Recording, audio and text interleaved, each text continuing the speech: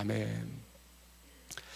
오늘 성경에 보면 아구스도라고 하는 황제가 등장합니다.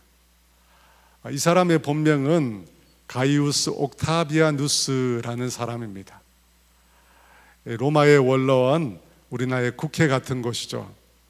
그 원로원의 귀족들이 존엄한 자라고 해서 아구스투스라고 하는 명칭을 그에게 붙여주었습니다. 이 아구스투스를 우리말 성경으로 번역하면서 아구스도라고 번역을 한 것입니다. 우리가 너무나 잘 아는 시저, 율리시스 시저라는 사람이 있습니다. 율리시스 카이사르라고도 말하는데요, 로마 제국을 건설한 장군이었습니다. 이 카이사르의 양아들이 바로 이 옥타비아누스, 아우구스투스입니다. 이 카이사르가 죽고 난 이후에 혼란한 로마를 바로잡고 로마의 첫 번째 황제로 등장한 인물이 바로 이 아구스투스입니다. 그 황제가 식민지로 있었던 유대 백성들에게 호적하라고 명령을 내렸습니다. 호적하라는 게 뭐죠? 호적은 가족이 누군지 실태를 파악하기 위해서 하는 조사입니다. 그런데 왜 황제가 이런 조사를 하라고 명령을 내렸을까요? 세금을 걷기 위해서입니다. 우리나라에도 보면 국민의 4대 의무 이런 거 있잖아요. 국방의 의무, 납세의 의무, 이런 의무가 있습니다. 국민이라면 누구나 자신이 살고 있는 나라에 대해서 세금을 내야 하는 것입니다. 마찬가지로 유대도 로마의 식민지였으니까 세금을 내라고, 그 세금을 내게 하기 위해서 호적을 하도록 한 것입니다. 그래서 예수님의 아버지 요셉도 호적을 하러 간 것입니다. 요셉은 누구의 자손입니까? 다윗의 자손이죠. 그래서 다윗의 고향인 베들레헴이라는 곳으로 가서 호적 등록을 해야 했던 것입니다. 요셉과 마리아가 당시 살고 있었던 동네는 나사렛이라는 동네입니다. 그 나사렛이라는 동네에서 베들레헴까지 그들이 가야 했습니다. 거리를 보면 초록색으로 되어 있는데 직선 거리로 176km입니다. 근데 예루살렘을 거쳐서 가는 길이었는데 당시는 그러면 230km가 됩니다. 보통 사람이 1시간에 4 내지 5km 정도를 걷는다고 합니다. 그러면 하루에 5시간 걸으면 어느 정도 걷죠? 20에서 25km 정도를 걷습니다. 그 속도로 그러면 열흘에서 15일 정도 걸어야 도달할 수 있는 거리입니다. 근데 문제가 있죠. 문제가 뭡니까? 요셉의 아내 마리아가 당시에 만삭이었던 것입니다. 만삭이라고 하는 것은 배가 산 만큼 부른 상태였습니다. 그 몸으로 갈릴리에서 베들레헴까지 간다라고 하는 것은 쉬운 일이 아니었습니다. 요즘처럼 자동차가 있는 것도 아니었잖아요. 게다가 그 시기는 지금처럼 매우 추운 겨울이었습니다. 추운 날씨에 있을 뿐만 아니라 그들이 도착한 베들레헴이라고 하는 지역은 해발이 760m, 상당히 높은 지역이었습니다. 하지만 로마 황제가 명을 내린 거잖아요. 그걸 어길 수가 없습니다. 지난주에도 말씀드린 것처럼 대림절이라는 것도 사실 로마 황제의 방문을 뜻하는 단어였습니다. 그러니까 당시 아우구스투스는 신적인 존재로 추앙을 받고 있었습니다. 그래서 요셉과 마리아는 생명의 위협을 무릅쓰고 베들레헴으로 갈 수밖에 없었습니다. 그래서 예수님께서 베들레헴에서 태어나신 것입니다. 만삭임에도 로마의 황제의 명을 어길 수가 없어서 베들레헴으로 호적을 하러 갔습니다. 그리고 그곳에서 예수님을 낳게 된 것입니다. 그런데 성경은 놀랍게도 그 일이 하나님께서 이미 계획하신 일이었다고 말씀합니다. 구약성경 미가서에 보니까 예수님의 탄생, 예수님께서 베들레헴이라는 곳에 탄생하게 될 것을 미리 예언해 주고 계십니다. 미가서 5장 2절 말씀, 우리 쉬운 성경인데요, 다 같이 있습니다. 그러나 너 베들레헴 에브라다야, 너는 유다 족속들 가운데 가장 작은 마을이지만 내게서 이스라엘을 다스릴 지도자가 나를 위해 나올 것이다. 그는 아주 먼 옛날, 멀고 먼 옛날로부터 온다. 이 말씀을 기록한 미가는 BC 700년경 사람입니다. 이 BC가 뭐죠? BC는 Before Christ, 말의 첫 자를 땄습니다. 예수님 오시기 전에 700년 전에 미가라는 사람이 살았다는 것입니다. 그런데 그 미가가 예수님에 대해서 예언을 냈어요. 어떤 예언을 했습니까? 베들레헴이라는 곳에서 예수님이 메시아가 태어날 것이라는 겁니다. 여러분, 바로 이 예언을 이루기 위해서 하나님께서 요셉과 마리아를 베들레헴으로 가게 하신 것입니다. 그것도 아기가 태어날 날짜를 정확히 맞추어서 그곳에 가게 하신 것입니다. 여러분, 이것이 가능할까요? 700년 전에 어떤 사람이 700년 후에 어떤 사람이 태어날 것을 예언했습니다. 그리고 그 사람의 부모가 자기가 살던 곳에서 230km 떨어진 곳에 가는데 그 어머니가 임신한 지 10달쯤 되어서 거동이 불편한데 그때 갔다는 것입니다. 장거리 여행은 너무 위험합니다. 그래서 아마도 상식 있는 사람이라면 가지 않을 것입니다. 갈 수도 없을 것입니다. 그런데 황제의 명 때문에 베들레헴에 갈 수밖에 없었다는 것입니다.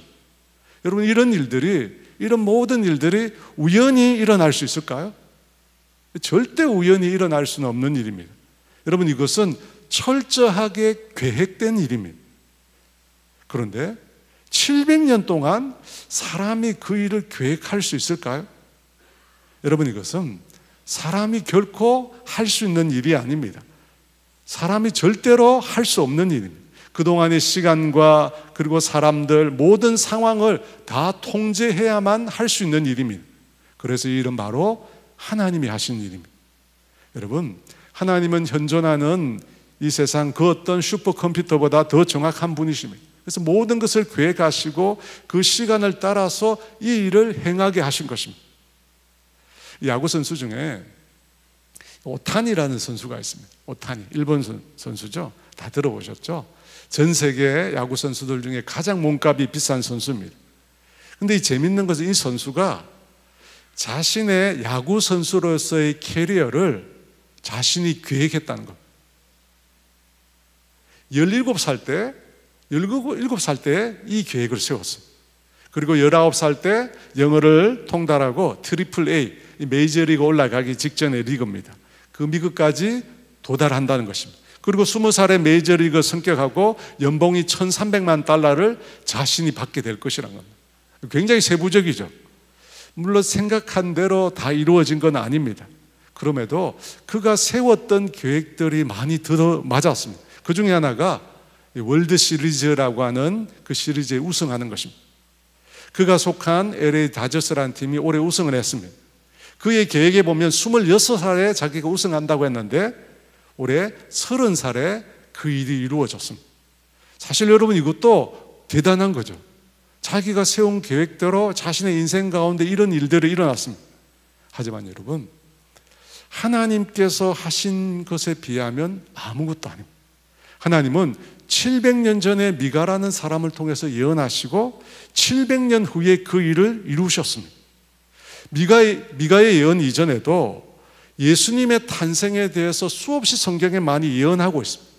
태초에 인간이 만들어지고 타락할 때도 하나님께서 예수님을 이미 예언하셨어요. 창세기 3장 15절 말씀, 우리 같이 읽어볼까요? 내가 너와 여자를 서로 원수가 되게 하고 내 자손과 여자의 자손도 원수가 되게 할 것이다. 여자의 자손이 내 머리를 부수고 너는 그의 발꿈치를 물 것이다. 예수님에 대해서 예언되어 있습니다. 여자의 후손으로, 성경이 말하죠. 여자의 후손으로, 남자의 후손이 아니라 남자를 통하지 않고 동정녀인 여자를 통해서 탄생할 것을 예언하고 있습니다. 여러분, 성경에 보면 예수님에 대한 수백 가지 예언이 있다고 하는데 그 예언이 그대로 성취가 되었습니다. 이 모든 것들을 누가요? 하나님이 계획하고 이루신 것입니다. 하나님이 역사의 주인이시기 때문입니다. 여러분, 하나님께서 이 세상 역사를 움직이고 계십니다. 예수님 당시 보면 로마 황제가 세상을 좌지우지하는 것 같았습니다. 그런데 하나님께서도 이미 놀라운 일을 계획하시고 놀라운 일을 행하고 계셨던 것입니다. 그것이 바로 예수님의 베들레헴 탄생에서 우리가 알 수 있습니다. 지금 온 세상이 전쟁을 하고 있어요. 팔레스타인 이스라엘 전쟁, 그리고 요르단과 이스라엘도 전쟁을 했고 이란과 이스라엘도 미사일을 주고받았습니다. 러시아와 우크라이나가 몇 년 동안 전쟁을 하고 있습니다. 또 시리아가 내전을 하고 있고 미얀마가 전쟁 중에 있고 이 세상은 끝없이 전쟁이 일어나고 있습니다. 여러분, 전쟁이라고 하는 것은 인간이 저지르는 가장 포악한 악입니다. 여러분, 전쟁을 보면, 그 전쟁들을 보면 힘이 센 자, 경제력이 있는 자, 군사력이 있는 자가 이깁니다. 힘이 센 자, 경제력이 있는 자, 군사력이 강한 자들이 온 세상을 지배하는 것처럼 보입니다. 여러분, 그 가운데 과연 하나님은 계실까요? 정말 하나님이 전쟁 속에서 일하고 계실까요?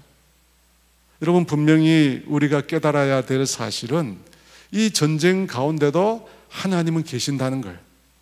이스라엘에서 선교하시는 요엘 선교사님이 계십니다. 저희 교회에서 초등부에서 사역하셨고 저희가 파송해서 후원하고 있습니다. 이 선교사님이 보낸 편지 중에 7월에 보낸 편지 중에 그런 내용이 있습니다. 7월 달에 보냈는데 어떤 내용이 있느냐면 이스라엘과 하마스와의 전쟁이 일어난 이후에 신약 성경을 주문하는 이스라엘의 수가 급증했다고 합니다. 크리스찬 포스트에 의하면 전쟁 이후 1230건의 신약 성경 주문을 받았다고 합니다. 여러분, 우리가 볼 때 뭐 1230은 별거 아닌데 그렇지 않습니다. 여러분, 이스라엘 사람들은 구약만 믿습니다. 신약과 예수님을 전혀 인정하지도 않고 믿지도 않습니다. 그런데 이스라엘 사람들 가운데 놀라운 신앙적인 변화가 일어나고 있다는 것, 영적인 갈급함이 사람들 가운데 일어나고 있다는 것입니다. 테러를 당한 직후 이스라엘 사람들은 극도의 불안에 떨고 있다고 합니다. 우리가 보기에는 이스라엘의 전쟁에 이기고 있는데, 근데 실상은 그곳에 살고 있는 사람들의 실상은 그렇지 않습니다. 사람들이 불안해하고 있습니다. 자신들이 가진 정치적인 힘, 군사 경제적인 힘을 더 이상 믿을 수 없다는 것입니다. 그래서 사람들은 자신을 구원해 줄, 자신을 건져줄 메시아를 찾기 시작했다는 겁니다. 여러분, 하나님이 일하고 계신 거예요. 로마 황제가 다스리던 그 시대만 하나님이 일했던 게 아닙니다. 지금도 하나님이 일하고 계십니다. 하나님의 역사가 있습니다. 세계 종교 분포도에 보면 무슬림의 숫자가 급속도로 늘고 있습니다. 맞는 얘기예요. 두 번째가 무슬림이죠. 맞는 얘기예요. 그런데 여러분, 세계 종교 분포도 말고 세계 종교 개종자 수를 나타내는 개종률이라는 게 있습니다. 개종자 수. 그러니까 태어난 거 말고 중간에 다른 종교로 자신의 종교를 바꾸는 것입니다.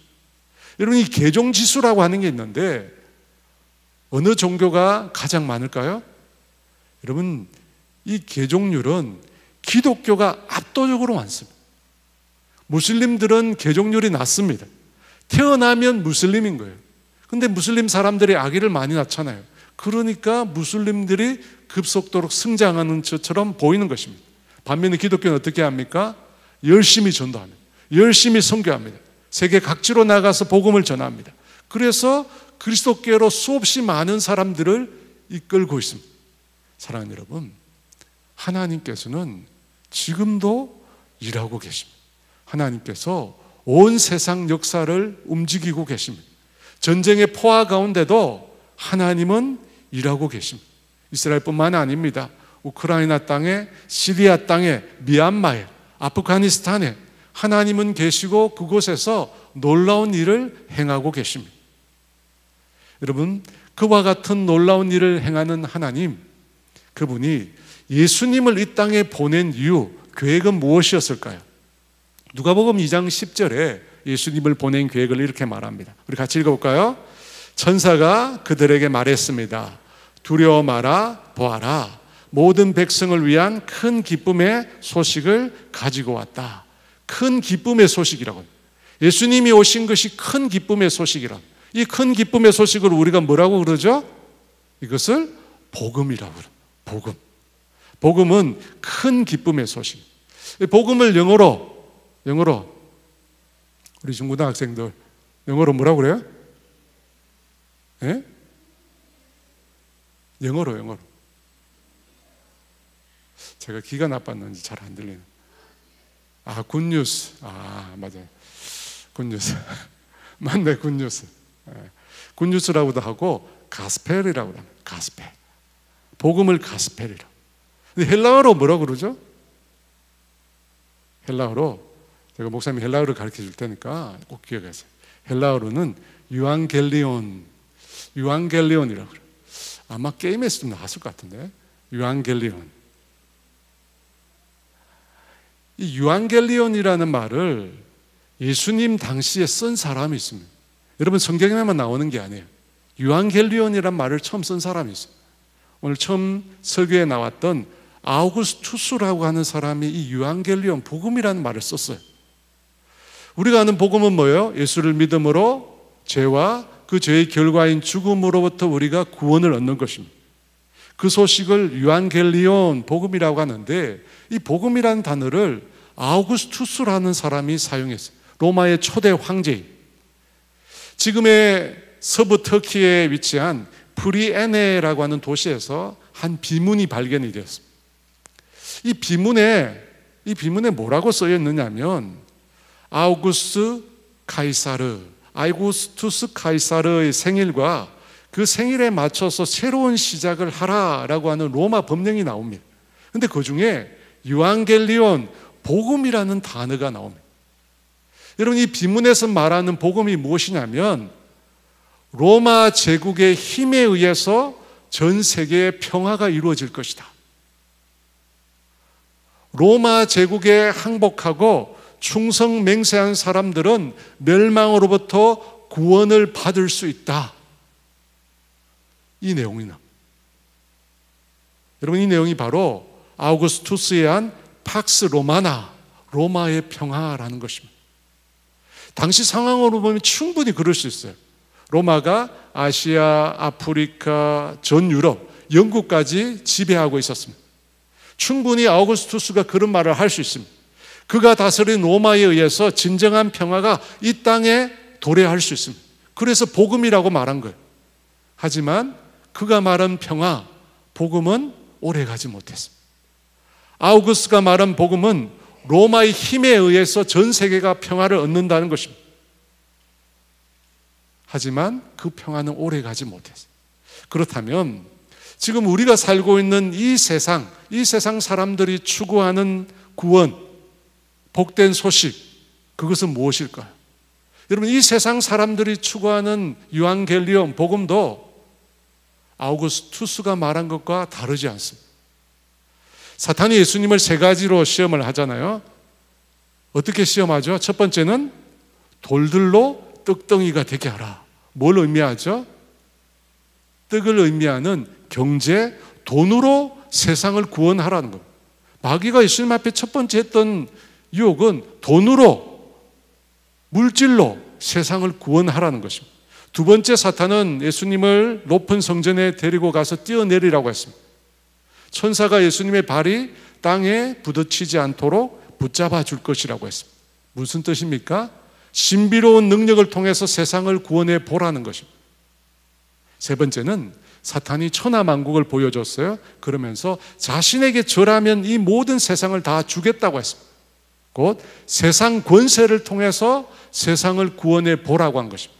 이 세 가지, 마귀는 돈, 능력, 권세를 통해서 세상을 구원하라고 예수님을 유혹했습니다. 만일 하나님의 아들이었거든 돈으로, 능력으로, 돈으로, 능력으로, 권세로 세상을 구원하라고 한 것입니다. 근데 예수님께서 단호히 거부하셨어요.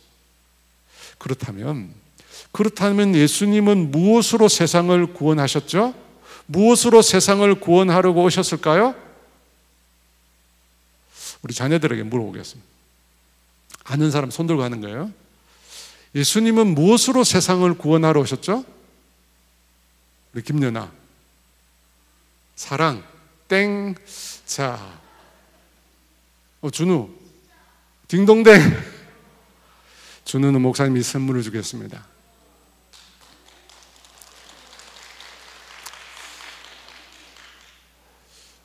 옆에 가르쳐 준 건 아니죠. 여러분, 이 세상은 마귀가 이 세상을 조정하고 있습니다. 그 조정에 의해서 지금도 사람들은 돈이나 능력이나 권세를 가지고 자신의 삶을 바꾸고 세상을 바꾸려고 합니다. 하지만 여러분, 그것으로는 세상을 구원할 수 없습니다. 왜냐하면 이 세상이 하나님의 심판 아래 놓이게 된 것은 죄 때문입니다. 죄 때문에 사망이 왔고 죄 때문에 인간이 영원한 형벌을 받게 되었습니다. 그래서 죄의 문제를 해결할 수 있는 방법이 필요한 것입니다. 그것이 무엇입니까? 십자가입니다. 여러분, 십자가를 통해서 하나님은 인간을 구원하시려고 하신 것입니다. 골로새서 2장 13, 14절에 이렇게 말씀합니다. 우리 같이 있습니다. 여러분은 죄 때문에 영적으로 죽은 사람이었으며 죄된 욕망에서 벗어나지도 못하였습니다. 그러나 하나님께서는 여러분을 그리스도와 함께 살리시고 우리의 모든 죄를 용서해 주셨습니다. 하나님께서는 우리를 거스르는 기록된 빚의 문서들을 우리 가운데 취하셔서 그것들을 십자가에 못 박아 깨끗이 없애 주셨습니다. 여러분, 죄의 빚, 그것을 십자가에 못 박아 깨끗이 없애 주셨습니다. 그래서 예수님께서 가축의 여물통에 누운 것입니다.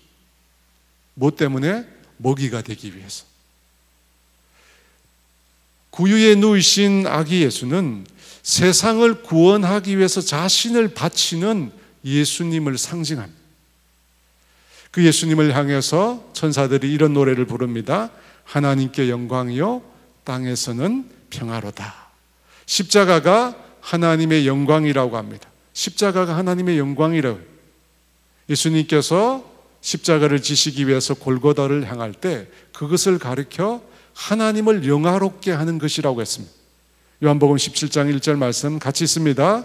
예수께서 이 말씀을 하시고 눈을 들어 하늘을 우러러 이르시되 아버지여 때가 이르렀사오니 아들을 영화롭게 하사 아들로 아버지를 영화롭게 하게 하옵소서. 아들이 아버지를 영화롭게 하는 것, 하나님께 영광 돌리는 것, 하나님이 계획하신 구원의 방법은 십자가를 지는 것이었습니다. 여러분, 그것이 하나님을 영화롭게 하는 것입니다. 왜냐하면 십자가는 하나님이 계획하신 구원의 방법이기 때문에, 하나님이 계획하신 구원의 방법이에요. 사랑하는 여러분, 이 세상은 돈의 구원의 길이 있다고 믿습니다. 돈이 최고라고 합니다. 돈이면 다 된다는 것입니다. 영어에 그런 말이 있어요. 돈이 모든 문을 연다는 말이 있어요. 돈이면 다 할 수 있다는 것입니다. 또 능력이 있으면 된대요. 그래서 공부 잘하면 다 된다고 그러잖아요. 공부 잘하라고. 과연 그럴까요? 또 이 세상은 권세가 있어야 된다고 합니다. 힘이 있어야 된대요. 그것들이 우리를 구원할 수 있다고 말을 합니다. 그래서 사람들이 돈이나 능력이나 권세를 갖기 위해서 혈안이 되어 있습니다. 분명히 여러분, 돈은 가난한 사람들을 구제해 줄 수 있습니다. 능력은 아픈 사람들을 치료해 줄 수 있습니다. 권세는 억눌린 사람들을 해방시켜 줄 수 있습니다. 그것들이 우리 인생을 구원할 능력이 있는 것처럼 보입니다. 하지만 여러분, 그것에 한계가 있습니다. 여러분, 그것들에는 늘 유혹이라고 하는 한계가 있어요. 우리가 다 인정하듯이 돈이나 능력이나 권세를 가진 자의 결말은 어떻게 됩니까? 항상 부패고 타락이었습니다. 왜 그럴까요? 왜 돈이나 능력이나 권세를 가진 사람의 마지막이 그렇게 좋지 못한 것일까요? 여러분, 사단이 예수님을 시험한 것을 이해해 보면 돼요. 그것들 이면에는 끊임없이 인생을 멸하려는 원수 마귀가 숨어 있기 때문에, 저는 이 세상에 돈이나 능력이나 권세가 필요 없다고 말하는 게 아닙니다. 여러분, 오해하시면 안 돼요. 그것들이 우리를 진정으로 구원할 수 있는 길은 아니라는 것입니다. 우리의 삶을 편안하게 만들 수 있습니다. 하지만 우리를 영원한 멸망에서, 영원한 죽음에서 구원할 수는 없는 것입니다. 여러분, 사탄은 지금도 그것들을 가지고 우리 영혼을 구원할 수 있는 것처럼 우리를 끊임없이 미혹하고 우리를 끊임없이 미혹하고 있어요. 그것에 속으면 안 됩니다. 이 괴테라는 분이 쓴 닥터 파우스트라는 책이 있습니다. 어려운 책인데요. 여기 나오는 파우스트라고 하는 인물은 아주 박식한 박사입니다. 박사예요. 하지만 이 세상의 지식에 만족하지 못하고 인간의 한계를 뛰어넘기 위해서 악마와 계약을 합니다. 파우스트가. 악마가 가지고 있는 금지된 지식, 흑마술이라고 하는데 그것을 얻으려고 자기 영혼을 걸고 악마와 계약을 합니다. 파우스트가. 이 계약 기간 동안 메피스토펠리스라고 불리는 악마가 이 흑마술을 가지고 파우스트의 욕심을 충족시켜줍니다. 여자와 술로 파우스트를 유혹하고 파우스트에게 계속해서 이 세속적인 쾌락을 보여줍니다. 쾌락을 보여줘요. 결국 어떻게 됐냐면 파우스트가 타락해서 쾌락을 추구하는 인간으로 바뀌게 됩니다. 그런데 어떻게 돼요? 약속한 계약의 날짜가 끝납니다. 계약의 날짜가 끝나면서 파우스트가, 이 악마가 파우스트의 영혼을 소유하게 됩니다. 그리고 어떻게 합니까? 그 파우스트를 지옥으로 던져버립니다. 여러분, 마귀가 하는 짓이 이거예요. 우리 영혼을 도둑질합니다. 이 세상의 온갖 쾌락으로 우리 영혼을 도둑질해요. 그래서 어떻게 해요? 우리를 노예로 만들어요. 노예로 만들어요. 오늘 우리 다음 세대 자녀들이 제 앞에 잘 앉았는데요. 니네들을 노예로 만드는 게 뭐지? 목사님 딱 한 가지만 이야기할게. 쇼츠. 니네 우리 부모님들이 하고 싶은 얘기를 목사님이 하는 거야. 쇼츠. 이 쇼츠가 우리 모두를 노예로 만들어. 쇼츠가 없으면 못 살잖아, 니네 가지고. 그지? 쇼츠가 우리를 노예로 만들어. 마귀는 끊임없이 우리를 노예로, 물질에, 성공에, 명예에, 권세에 노예로 만들어. 그 결과가 뭐지? 결과는 멸망이에요. 결과는 멸망. 반면에 하나님께서 우리 인생을 위해서 예비해 주신 길은, 구원의 길은 십자가입니다. 십자가는 우리 인생의 죄를 속죄하는 방법. 죄에 대한 값을 치름으로 우리 인생을 영원한 멸망에서 우리를 영원한 멸망으로 이끌어가는 죽음의 세력에서 예수님은 우리를 건져주셨습니다.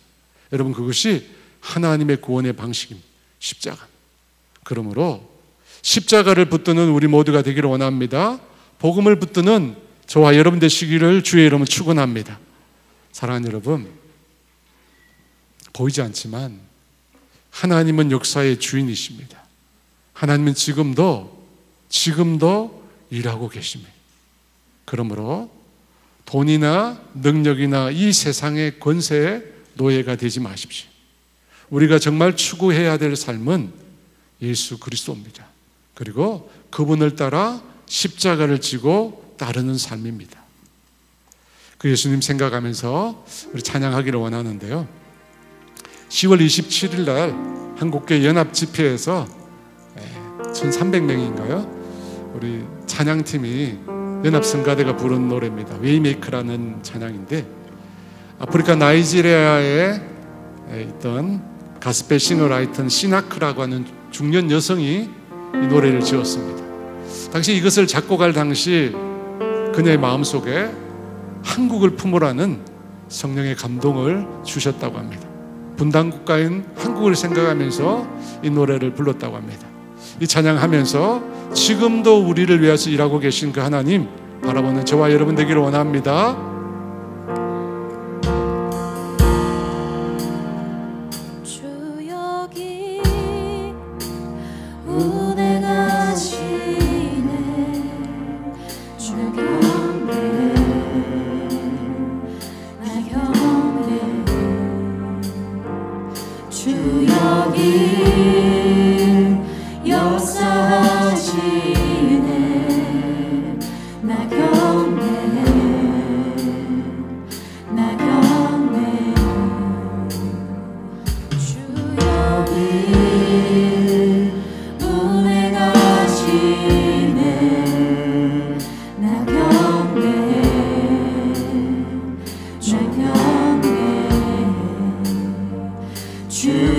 여기 역사하시네.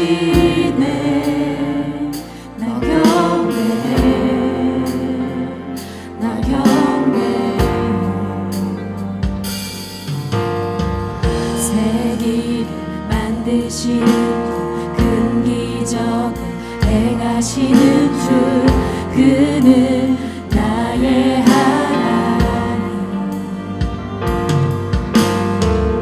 약속을 지키시는 주, 어둠 속 빛이 되시는 그는 나의 하나님. 주님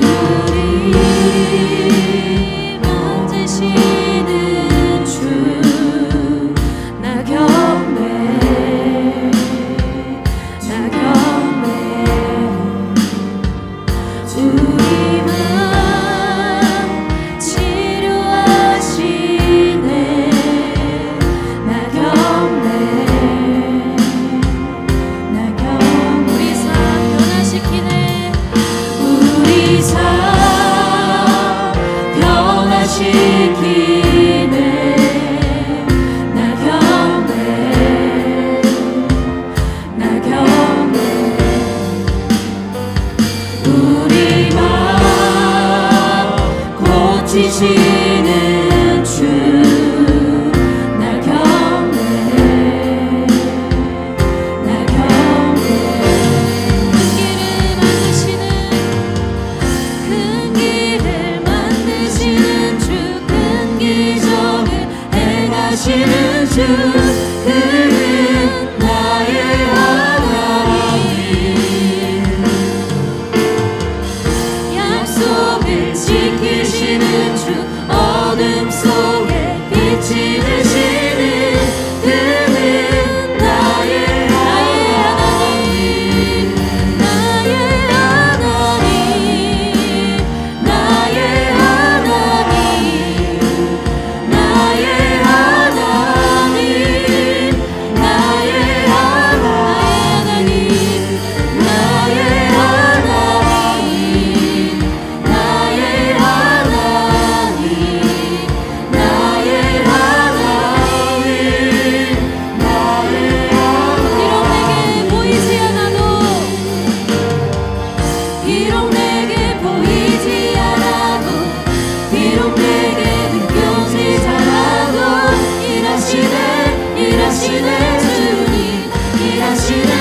일하시는 주님, 비록 내게 보이지 않아도, 비록 내게 느껴지지 않아도, 일하시는 주님, 일하시는 주님.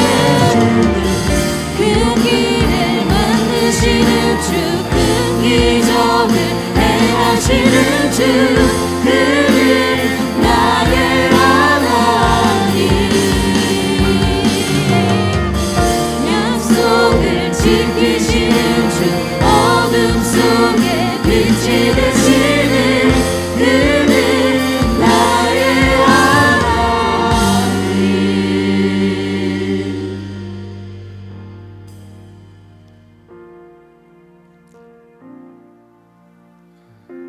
하나님은 예수님을 이 땅에 보내기 전 700년 전에 이미 예수님이 베들레헴이라고 하는 곳에 태어날 것을 예언하셨어요. 여러분, 그 예언이 이루어지기 위해서는 얼마나 많은 경우의 수가 필요할까요? 셀 수 없이 수없이 많은 경우의 수가 있는데, 그 모든 경우의 수를 다 일치시켜서 하나님이 그곳에 예수님이 태어나게 하시고, 심지어 만삭이 된 마리아, 여행할 수 없는 마리아, 로마 황제의 명을 따라 베들레헴에 가게 하시고, 로마 황제는 자신의 명령이면 세상을 움직일 수 있다고 생각했지만 그 이면에는 하나님의 놀라운 계획이 있었던 거예요. 약속하신 대로 다윗의 후손으로 오실 메시아를 보내시기 위해서 하나님은 그 모든 일들을 주관하신 거예요. 그 하나님은 지금 무엇을 하고 계신가?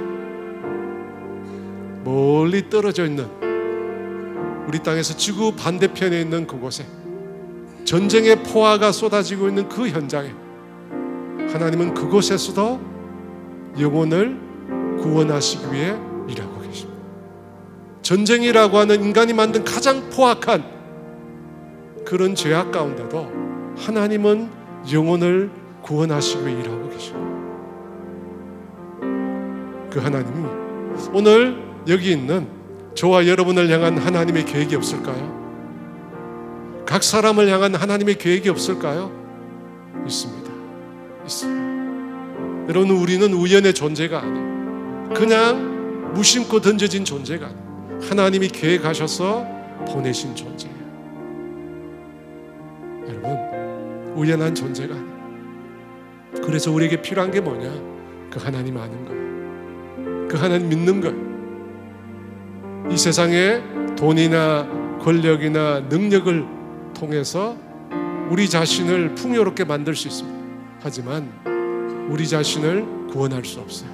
영원한 멸망에서 죽음에서 우리를 구원할 수 없어요. 그 이면엔 끊임없이 마귀가 우리를 미혹하고 있는, 예수님한테 했던 것처럼 그것에서 벗어나 진정 우리를 구원하실 수 있는, 온 세계를 창조하시고 이 세계를 움직이고 계시는 그 하나님 우리가 바라봐야 돼요. 그 하나님 우리를 구원하시기 위해서 구유의 짐승의 여물통으로 우리 가운데 오신 분이에요. 오늘 이 시간 우리가 기도할 때 내가 그 하나님 바라보기를 원합니다. 내가 그 하나님 믿기를 원합니다. 나를 우연히 보낸 것이 아니라 하나님을 알도록 이 세상에 보내신 걸 믿습니다. 내가 마음을 열고 하나님 알기를 원합니다. 그리고 하나님의 역사를 따라 하나님이 계획하신 대로 나도 내 인생을 살아가게 해달라고 우리 주여 외치고 같이 기도합니다. 주여!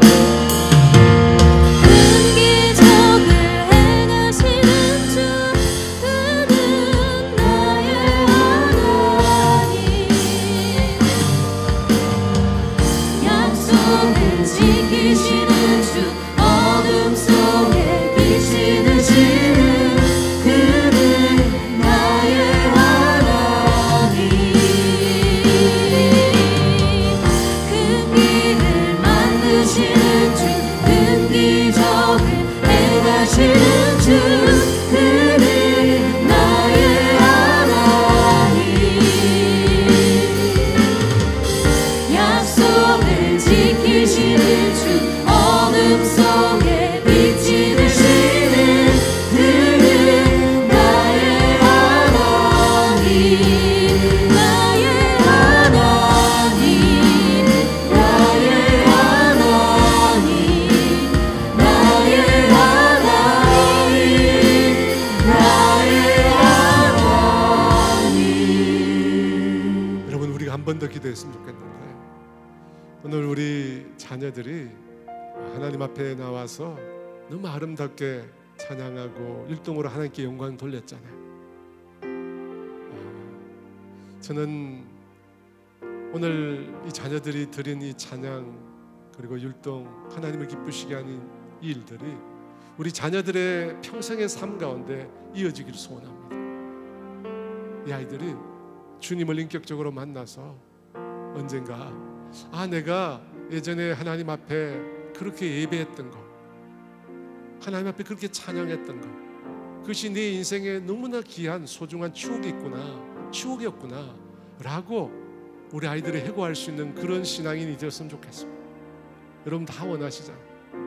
우리 아이들의 마음에 그리고 영혼에 손을 얹으시고요, 우리 아이들을 위해서 주님을 만나게 해달라고, 우연한 존재가 아니라 하나님의 놀라운 계획을 우리 아이들이 발견하고 그 인생이 주를 위해서, 복음을 위해서 하나님과 동행하며 살아가도록 우리 주의 제가 같이 한번 기도합니다. 주여!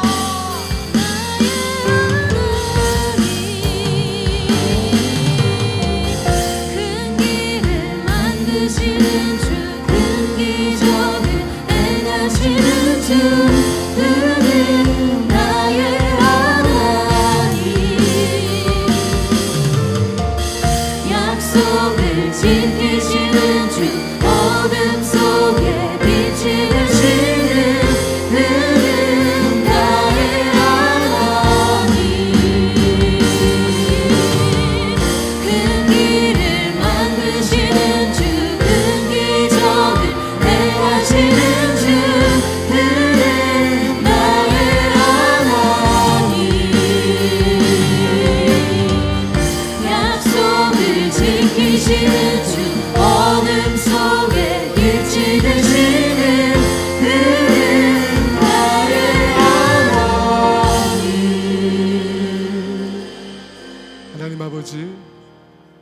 인생을 구원하는 길은 돈에 있지 않습니다.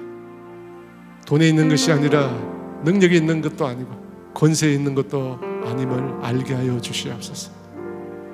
그 짓에 속아서 아버지 우리 인생을 잘못된 것에 허비하지 않도록 주님 도와주시옵소서. 우리 인생을 구원할 수 있는 유일한 길 예수 그리스도와 그의 십자가뿐임을 알게 하여 주시옵소서. 그 구원을 위해서 주님이 너무나 오래전에 우리 인생의 구원을 계획하시고 예루살렘 그리스도를 베들레헴에 그리스도를 보낸 이 놀라운 하나님의 섭리를 우리가 깨닫게 하여 주시옵소서.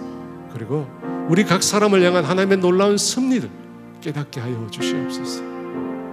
지금은 우리 주 예수 그리스도의 은혜와 하나님의 다함이 없는 사랑하심과 성령의 교통하심과 인도하심과 위로하심, 우리 인생을 구원할 하나님의 유일한 구원의 길은 오직 예수 그리스도의 십자가뿐임을 확신하는, 그리고 그 십자가를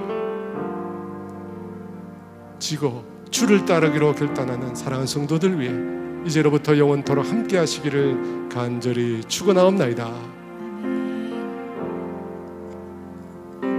네, 오늘 예배를 모두 마쳤습니다. 로비에서 성탄 축하가 있으니까요, 다 함께 나가셔서 축하해 주시면 되겠습니다.